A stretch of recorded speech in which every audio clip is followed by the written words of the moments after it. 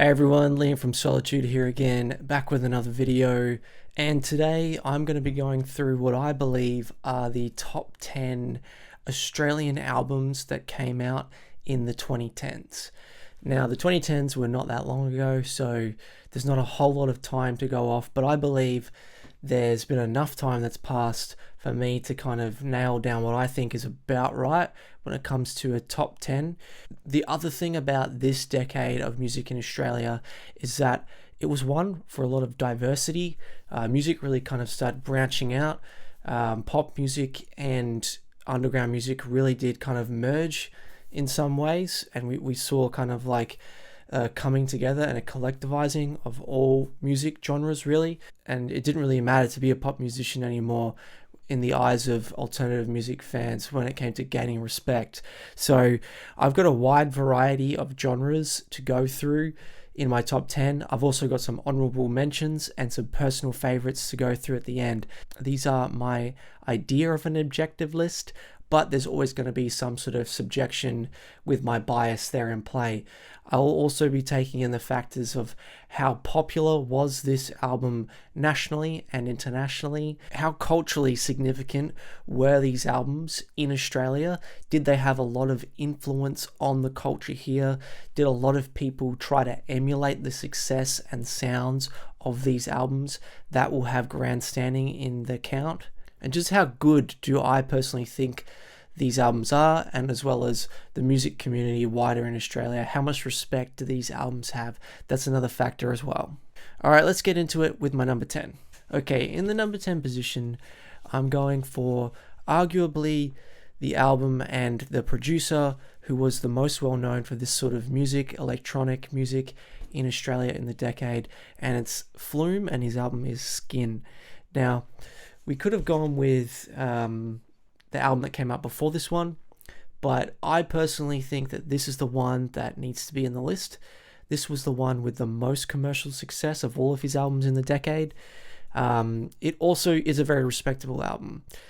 I personally don't really get into this sort of music as much as others, but I appreciate and respect what Flume was able to achieve here. I really respect the fact that Flume is someone who kind of pushes the boundaries when it comes to pop and electronic music and kind of combining them. And he's able to kind of make music that is weird, but also good and catchy at the same time. So yeah, mad respects for everything that he came up with on this album. Some of the notable tracks are Never Be Like You, which featured Kai, I believe. Yep. And that song went to number 1 in a Hottest 100 of the year it came out, and it was a huge success in the alternative music scene, but also the pop music scene. Also internationally as well, this album and that song in particular had a lot of attention overseas on streaming and, you know, the pop music spheres. Probably the other big ones on here were Lose It featuring Vic Mensa and Say It featuring Tovlo. All respectable electronic pop songs that did well in Australia and overseas. Altogether, this is a cohesive album. It's enjoyable if you like that sort of thing, electronic, dance, pop music with a little bit of boundary pushing. I'd highly recommend it if you get into that sort of thing. Okay, number 9. Now we're going to a little bit earlier in the decade here, and this act were probably one of the more successful bands to put out that sort of early 2010s folk indie music, which was really big all over the world. And it's Angus and Julia Stone, and the album is called Down the Way. Now, this one was a big success here in Australia especially, but they also had a little bit of success overseas with this album, and in particular the main song from it, which was Big Jet Plane. That song was everywhere in the early 2010s when it came out.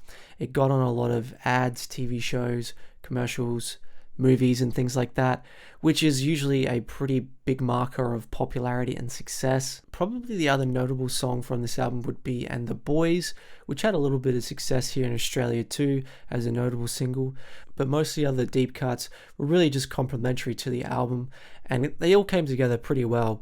I mean, It's probably another genre that I personally don't get into as much as others. I do have a lot of respect for what they were able to achieve here. The dueling female and male vocals that Angus and Julia Stone were able to accomplish here, being brothers and sister, were, very special. I think there was a connection there, and their vocal choices, I guess you'd say, kind of complement each other in a way. Julia's is kind of like a squeaky girl.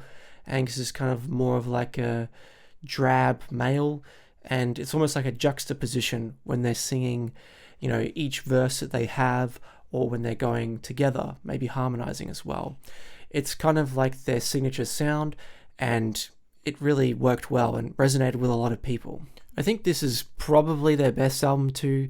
They brought out one before this, I think, and another couple after that were also pretty well respected, but this is the one that I think they're most noticed for because of the success of the singles on it and just the sound generally that they were able to create. Okay, number 8 on my list, and it's an album that is mostly known for the song that was on here, one of the singles, the major single on this album, and it was actually probably one of the biggest singles of the 2010s, not just in Australia, but around the whole world. The album is Making Mirrors, and it's by Gautier. It's my number 8 position, and obviously the single that you'd know is Somebody That I Used to Know. So this album was a huge success everywhere in the world, not just in Australia. And it obviously was because of the success of the single Somebody That I Used to Know. And rightly so. I mean, that song is an incredible piece of work. I sometimes hear people talking about it nowadays, and I don't know, some people being a little bit blasé or negative about the song, but I don't think that it deserves that sort of negative talk at all. I think that it is a hugely successful song for a reason, because it is an amazing piece of work. I think what Gautier was able to achieve on that song was just incredible. The fact that it is such a unique sounding song, it's not like a pop song at all. It doesn't sound like anything like other songs that came out around the same time as it, yet it's had so much success everywhere, all over the world, showed how good it was. I mean, it didn't have like any commercial push, didn't have any label push. It was just people simply enjoying what they heard and everyone sharing it. That's what really took off with this song. The album altogether, though, really, in my opinion, deserves as much respect as the song gets. It's a beautiful piece of work. Gautier is a musician and an artist, first and foremost, which is probably why we haven't seen or heard from him since this album came out, because I think he's just kind of hidden back into his own sort of artistic sphere now. And he's probably just not really liking the attention. But I mean, overall, this album, the sounds and songs that he was able to create are just incredible. I think of some of the other songs like Eyes Wide Open, Save Me, and State of the Art. I hope that one day he does come back and that we do get to hear more Gautier music at some point, because I just can't imagine what he'd come out with. I mean, it would be really interesting to hear. And I could only imagine that it would be an incredible piece of work if you brought out another album. So yeah, that's my number 8. Okay, my number 7, I might be heading towards a little bit of a biased direction when I put this one up, but I personally think that this album needs a lot more credit than it might be getting. It was a heavily influential album, and a band who really created a sound and a niche and a scene that really followed in their footsteps. And I think this was the album that really put it out there and everyone wanted to follow. The album is called Throw Me in the River, and it's by the Smith Street Band. So I've got this one on vinyl. It's one of my favorite albums of all time, not just the decade. And I guess that's probably why my bias leans toward me putting it in. But I think in 10, 20 years time, this album will be looked back on with the respect it deserves, and I feel like I'm just trying to do my part in getting it out there, because it really is an incredible piece of musicianship, this album. Okay, so the Smith Street Band, let's start by talking about them firstly. So they are a very divisive band. I will admit that. Even for myself, the first time I heard the Smith Street Band, I don't know if I could say I enjoyed it. Will Wagner's voice is divisive, like I said before about the band generally. It's weird. It's got a very thick Australian accent. He doesn't really sing. He kind of just talks. It's not like rapping, obviously, because it's like, rock music. But he just talks. I guess at some points he does sing, but I mean, you couldn't really say that he's a good singer. I mean, in all honesty, you couldn't. But I guess it's his artistic choice to do it in that way. That it just works somehow. And I guess it takes a little bit of effort to start to appreciate him and his vocals and his music. And then once you kind of sit down and let it sink in a little bit, then you're like, oh, I see what he's trying to do. And now I kind of get it. And now I respect it. And now I'm enjoying it. And that's kind of my journey with the Smith Street Band and this album in particular. So they brought out 2 albums before this one. I know some people who are fans of this band sometimes say that the 2 albums before this one are better and they like them more, but I disagree with that wholeheartedly. I think that the songs on this album are better. I think the production on this album is better. I think the lyrics on this album are better. I think this album is more cohesive, and I think it's just their best album. The album which came out after this one was also pretty good. I really enjoyed it when it came out, but I think in hindsight, I haven't enjoyed it as much as this one. And they're still putting out new albums. I think they're working on a new one as I'm making this video. The last couple of albums have been a little bit middling to me, but Throw Me in the River is really where it's at for me. The main song on this album, which was a successful single, would be Surrender. That was the one that charted in the Hottest 100, and it's a great song. It's a great little kind of like pop, emo, rock song.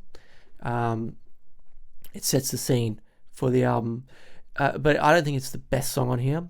Some of the highlights for me would probably be I Don't Want to Die Anymore. The opening track, Something I Can Hold in My Hands. Surrey Dive is an awesome song. Calgary Girls. I mean, I really do enjoy every song on this album, to be honest. And I think the other thing that I really enjoy, kind of similar to the last album I was talking about, is that he takes interesting influence, Will Wagner, with his songwriting. And he's heavily influenced by Bruce Springsteen.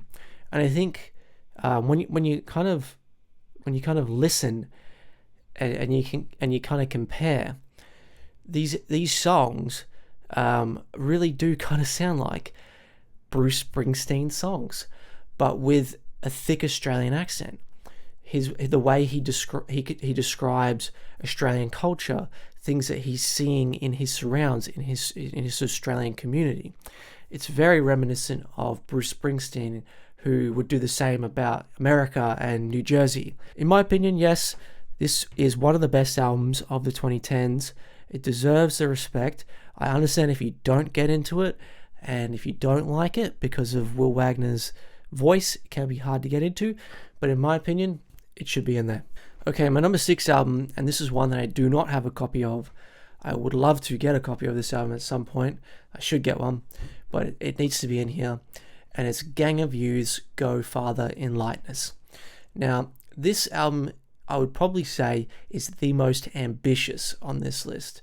What they were trying to pull off when they put this album together was brave. It was very daring, and there was a chance that it would fall flat, and it was a chance that it would be, too much and too melodramatic and too over the top. But I think that I can probably wholeheartedly say, and most of the Australian music community says, that that is not the case. This album is a masterpiece. So what can we say about Gang of Youths to start off with? Well, they are a band from Sydney who make kind of stadium rock, stadium emotional rock, heavily influenced by their religious upbringing. So they kind of have like this sort of Hillsong sort of vibe to their sound. They don't make music which is religious, but they make it kind of in a way that's influenced by that, large stadium religious sound. So that's an interesting thing about them, because not a lot of contemporary alternative artists do that. So now, what else is good about Go Farther in Lightness? Well, it's a very long album. It's got a lot of songs on it. There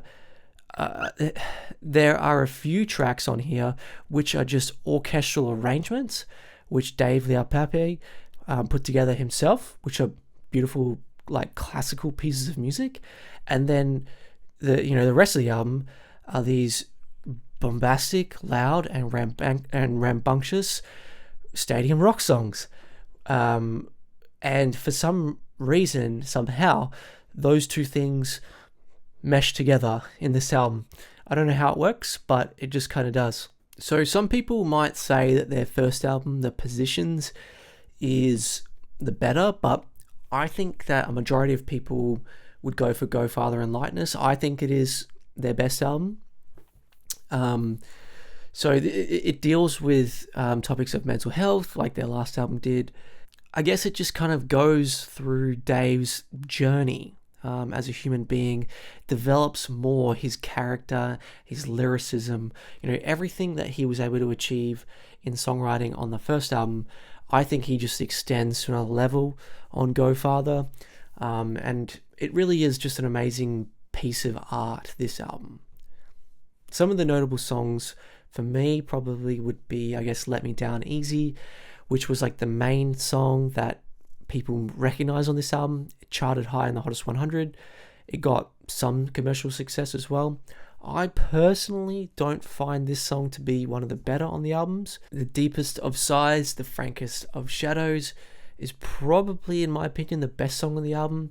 It's an epic power ballad. It's got a lot of emotion to it. And I also personally really like the song Atlas Drowned.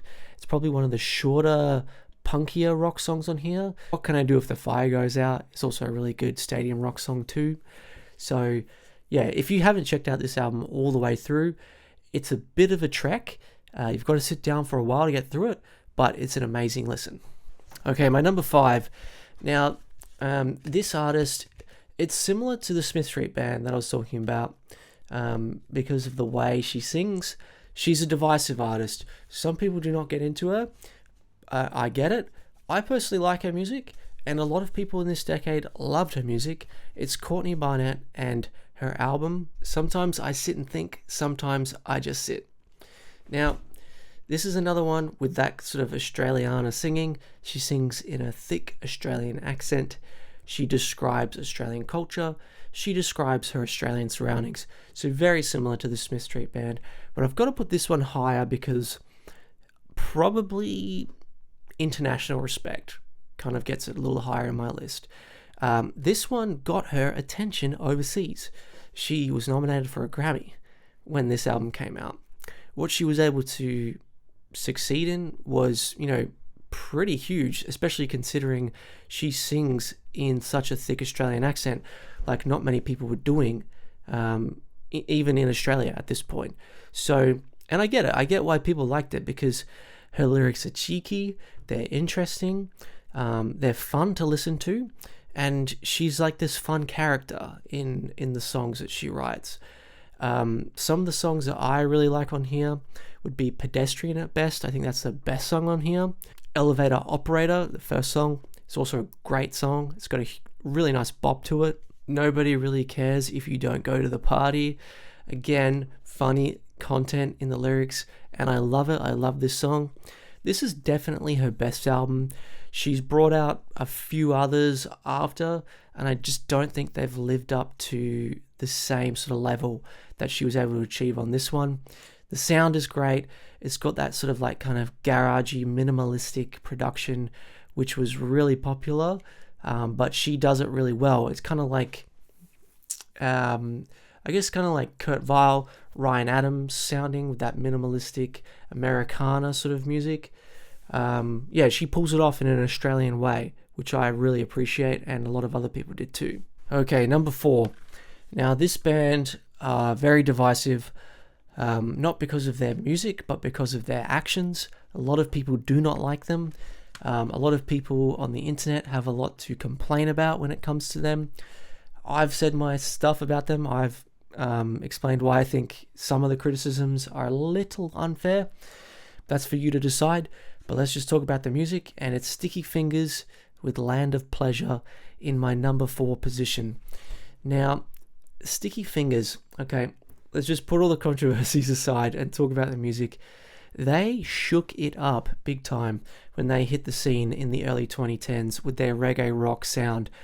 Reggae rock was not popular at all in Australia in the early 2010s, and it had never really been.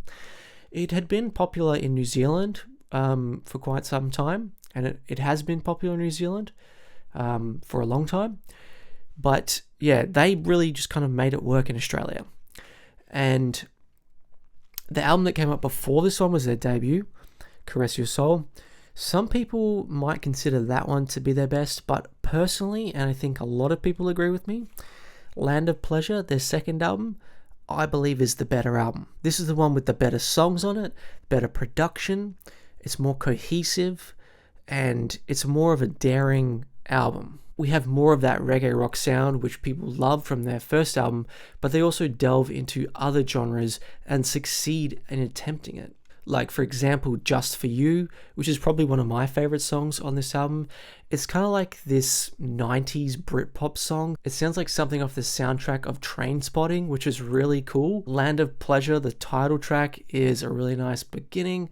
Kind of ushers you in saying, hey, if you like that reggae rock stuff, here's some of that. But it's got a little bit of a different touch to it. Gold Snafu is the banger on the album. It's the party rock song that everyone can love. And Rum Rage is like the ballad that everyone gets into as well, with a little bit of a reggae tinge to it. This album was also incredibly influential, or the band in general were, as so many bands have tried to copy this sound post the early 2010s when they came out. And yeah, some have done it to success, like Great Gable and Ocean Alley, but Sticky Fingers were the ones who really put this sound on the map, and their influence alone is part of the reason why I've got to put this album up so high. It is just a great listen all the way through as well. It's got really interesting production. I love the bass sounds on this album. They really hit hard, and yeah, it's just a great listen all the way through. Okay, number 3. Now, this is kind of similar in a way to Sticky Fingers. Not similar sounding, but similar in how they kind of put this sound, or their sound, on the map. And I've got to go with Violent Soho and Hungry Ghost at number 3. Now, this album was really popular in Australia when it came out, and it was a grower over the decade as well. It definitely grew in popularity along with the band generally, and people just loved this band. They were probably the most loved band of the decade. I don't really remember anyone saying anything negative about Violent Soho over the 2010s. So they're an interesting story, actually, Violent Soho, because they've been around since the 2000s. They had a little bit of success in Australia in the 2000s. They tried to make it overseas on an American label and just failed. They just couldn't do it. So they came back to Australia and they thought, we'll give it another go. And that's when they put out this album. And it was really thanks to one of the songs on here that put them back on the map. And that song was Covered in Chrome. I'm sure you probably heard it if you watch my channel. It's got arguably the most iconic pre-chorus drop in Australian music history. And it's up there with like Am I Ever Gonna See Your Face Again as the most well-known crowd call-out songs. It's probably those two are like 1 and 2 in Australia, I would say. But yeah, that song Covered in Chrome had a lot of success. It went really high on the Hottest 100, and it just put them back on the map. And it put this album in the spotlight, and the band too, of course. And a lot of the other songs on here had success after the Hottest 100 results of Covered in Chrome doing really well. So songs like Sarah Mona Said, people really got into that one. Dope Calypso, another great one. In the Eye was the first single, a song I really like too. A deep cut on here that a lot of fans get into is OK Cathedral, and I see why. It's really spatially aware. The guitar sounds that they were able to produce are very interesting. It's got a really nice reverb to it. And overall, they put rock music back on the map here in Australia with this album, and a lot of people followed in their footsteps and wanted to copy this sound and this band, and to just kind of copy the idea of being in a band with your mates jamming in the garage again. It felt like before this album that wasn't really happening a lot. People didn't think it was fun to do. People didn't think it was cool. But once Violent Soho came along and did it, everyone's like, that's what I want to do. That's what I want to sound like. And this was the album that made it all happen. I personally probably like the album that came out after this one from them a little more, which is called Waco.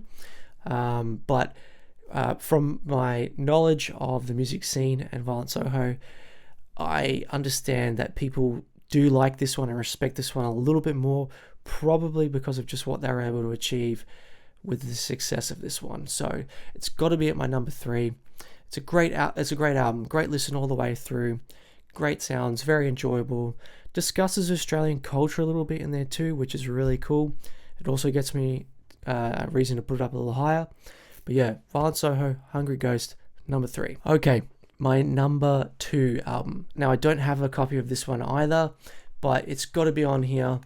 And this is the album of albums in the 2010s from Australia. But I've gone with 2 for this one. It's King Gizzard and the Lizard Wizard with Nonagon Infinity. Reason why this one is at 2 for me is because this is really the album that music lovers love. It's an album for music nerds. It's an extremely cohesive album.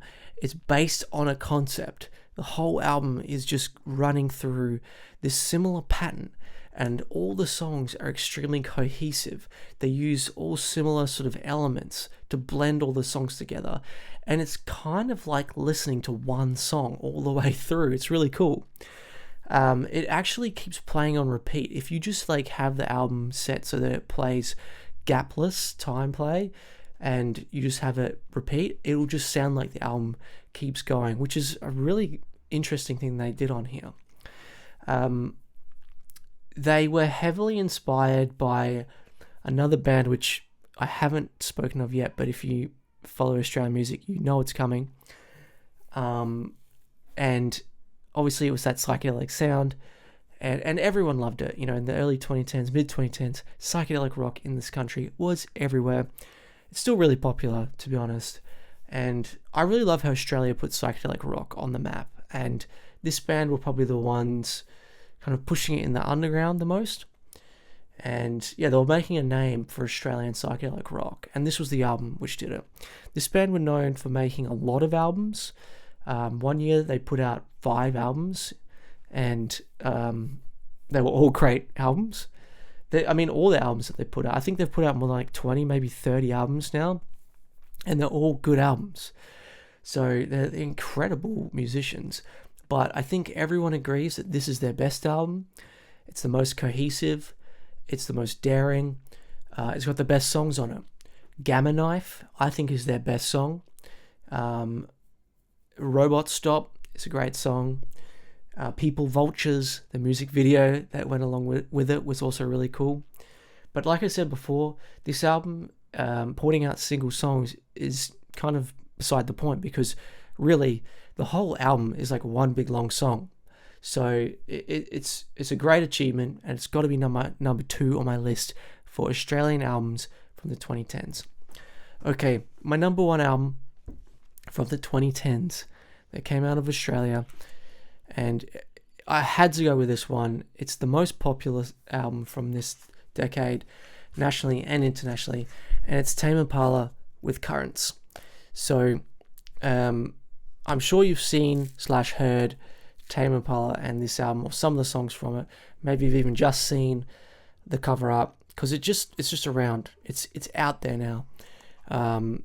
it really did kind of cross over between alternative and commercial, but in a way that was respectable, which was interesting because not a lot of people are able to achieve that, but Tame Impala was able to.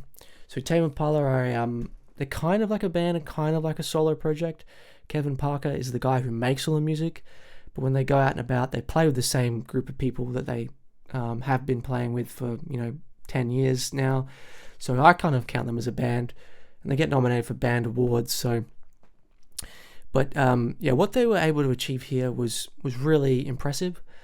It developed on their psychedelic sound that they brought out from their first two albums, but went in some other directions which are interesting. It went in a little bit of a poppier direction, went in a little bit more of like a disco direction, kind of 70s inspired in some ways.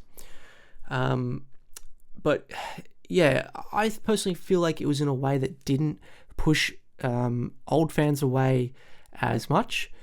But maybe like some rock purists didn't get into this one as much. I still feel like this is a rock album at its heart. It's got guitars and drums on it.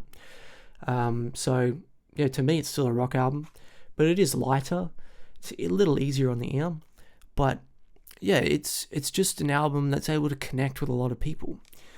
I personally really like some of the songs on here, including The Less I Know The Better, which was the big one on here, went viral on TikTok, probably a while after the song came out, to be honest. But hey, people know it now because of the virality. The epic song on this album, of course, Let It Happen, is a masterpiece of a song. I really like songs like Eventually, The Moment. Some of the songs on here that aren't as well known are probably some of the stronger ones in my opinion. It's a great listen all the way through. The sounds on here that they were able to achieve were impressive. The production is really good. It was really influential too, not just in Australia, but internationally as well. A lot of artists really took note of Kevin Parker and his production and sound when he brought this album out, and they said, that's what I want to sound like when I make music. And yeah, people have used him as a producer and a collaborating songwriter since the success of this one. Now, I must say that I probably personally prefer the album which came out before this one, which I might talk about later. That's just my personal opinion. And that album also gets a lot of respect. I mean, it was a toss-up between putting that one and this one in the count. And I could have put that other album in at number one as well, but I've got to go with popularity here and respect as well. And Tame Impala Current's number one album from Australia in the 2010s. Alrighty, well that's my 10, but I've got some others that I want to go through as personal favorites, some that I have copies of, and also some that I don't have copies of, so I'm going to flash those up on the screen now as honorable mentions.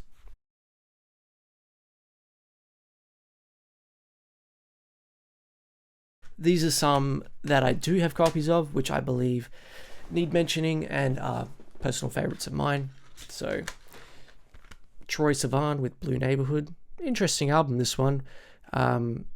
Probably a bedroom pop is what I would say it is. One that maybe doesn't get the respect it deserves, in my opinion, because of, I don't know, when it came out, it was still around a time when pop was not seen to be as respectable. But I think the sounds on this album that Troye was able to come out with were, really interesting and respectable. And I think he made really good pop songs. And I still think this is his best album, his first one. And yeah, it's a great album in my opinion. Alright, DMAs with Hill's End. This is their debut album. This band had a lot of success in Australia in the 2010s. And I think that their first album here, Hill's End, is their best album, still to this day. Some of their stuff they brought out after this, I personally haven't got into as much.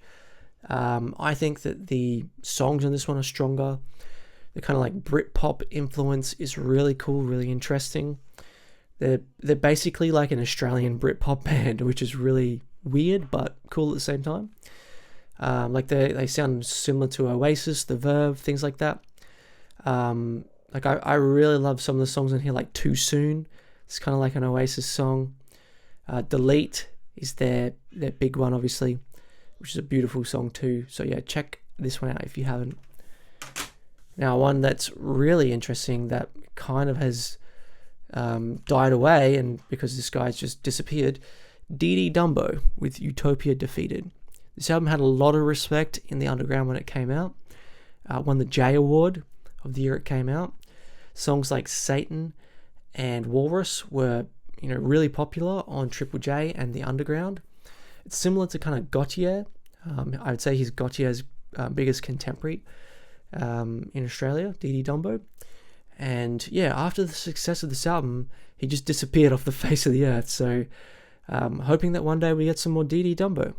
But hey, if you haven't already, check out his album, Utopia Defeated. Earlier in the decade, Birds of Tokyo brought out a self-titled album. They had two that came out before this one in the decade prior, which were both pretty good.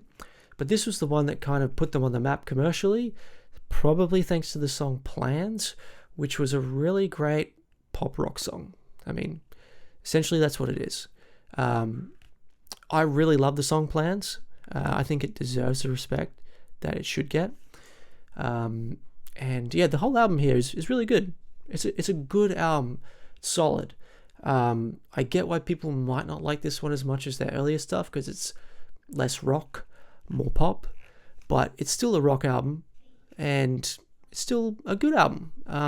I like going back to this one. It reminds me of my youth, right? Reminds me of becoming a more independent, older teenager is when it came out.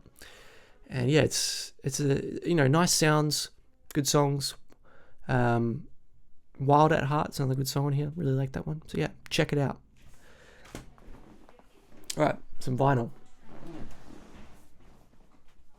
Now I spoke about these ones before, but the Tame Impala albums that both came out in this decade, I can't get them both on the screen at once. Whoa. We've got Inner Speaker, their debut from 2010, Lonerism from 2012.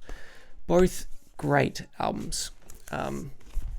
I put Currents in at number one, but I mean, if I was not limiting to one album per artist, I could have put both of these in the top 10 as well, because they're both great albums. Both got a lot of respect in Australia and internationally. Inner Speaker, his debut was not something that was pushed commercially or internationally, but it kind of just did get picked up on because it was such a good album. It was really interesting how he made that psychedelic rock sound that no one was really doing at the time. So, and then Lonerism, he just took it to another level. Songwriting, production, both amazing achievements really on this album. I personally think that this is the best Tame Impala album. The songs on here, Feels Like We're Gonna Go Backwards, Elephant, Enders Toi. I love it. I love all the songs on here. This is an experience listening to this one. This is still a good album. I enjoy listening to this one as well, especially if you like rock music. It's a good album.